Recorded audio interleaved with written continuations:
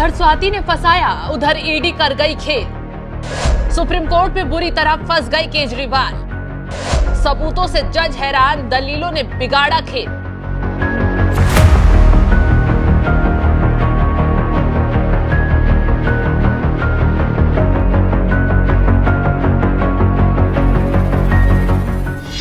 नमस्कार, आप देख रहे हैं एनएमएफ न्यूज में आपके साथ शबनम। स्वाति मालीवाल के बवाल के बीच शराब घोटाले में ईडी ने ऐसा खेल कर दिया है कि केजरीवाल सिर पकड़कर रोने को मजबूर हो गए हैं, क्योंकि सरेंडर का वक्त पास आ रहा है और सुप्रीम कोर्ट में सुनवाई के दौरान ईडी ने सबूत पेश कर दिए हैं, जिससे न सिर्फ जज साहब दंग रह गए बल्कि केजरीवाल की तो सांसें ही अटक गई। तो चलिए बताते हैं कि कैसे ईडी ने एक झटके में कोर्ट में हड़कंप मचा दिया। दरअसल केजरीवाल की गिरफ्तारी को चुनौती देने वाली याचिका पर सुप्रीम कोर्ट में सुनवाई चल रही थी। इस दौरान ईडी और केजरीवाल के वकील दोनों की तरफ से दलीलें रखी गई। इस दौरान ईडी ने दावा किया कि ईडी को केजरीवाल और हवाला ऑपरेटर के बीच चैट मिला है। 2021-22 की शराब नीति में शराब कारोबारियों को गलत तरीके से फायदा पहुंचाया गया और बदले में रिश्वत ली गई। जैसे ही ईडी ने बोलना शुरू किया, सबूत पेश किए, केजरीवाल की याचिका का विरोध किया, उनके वकील मनोज सिंघवी भड़क उठे और पूछा, ये कोर्ट के लिए है या मीडिया के लिए? क्या वो आज तक इसे दबा रहे थे? ये आखिरी मिनट पर शक पैदा किया जा रहा है, ये ठीक नहीं कर रहे हैं। जिसके बाद जमकर कोर्ट में बहस हुई। दोनों की दलीलें सुनने के बाद कोर्ट ने अपना फैसला सुरक्षित रख लिया है। अब केजरीवाल को राहत मिलेगी, आफत ये तो आने वाला वक्त ही बताएगा।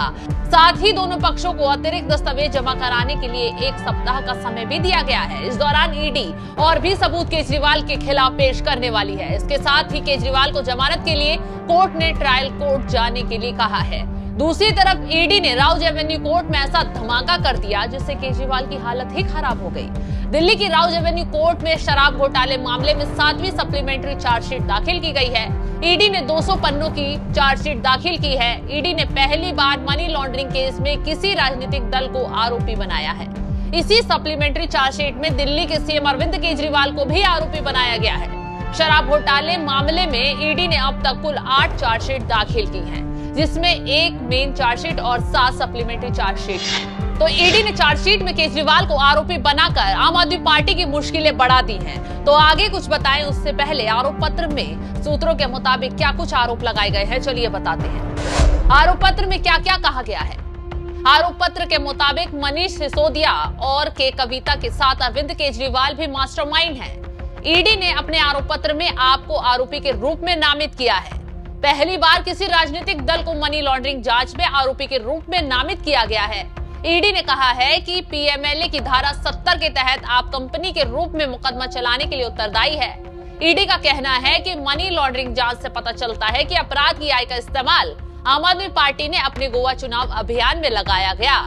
आपने गोवा चुनाव प्रचार में 45 करोड़ रुपए खर्च किए। तो राउज एवेन्यू कोर्ट में ईडी ने केजरीवाल और उनके घोटाले के कनेक्शन की सारी परतें खोल दी हैं, जिससे अब जमानत पर खतरा और बढ़ गया है। बता दें कि ईडी ने आम आदमी पार्टी के राष्ट्रीय संयोजक अरविंद केजरीवाल को 21 मार्च को दिल्ली के उनके घर से गिरफ्तार किया था। वो फिलहाल अंतरिम जमानत पर बाहर हैं, प्रचार पे लगे हुए हैं। इस मामले में ईडी ने अब तक 8 चार्जशीट दायर कर दी हैं, जिसमें उसने अब तक 18 लोगों को गिरफ्तार दिखाया गया है। हाल ही में के कविता के खिलाफ भी चार्जशीट दाखिल की गई, जिसमें 100 करोड़ के खेल को बारीकी से खोला गया।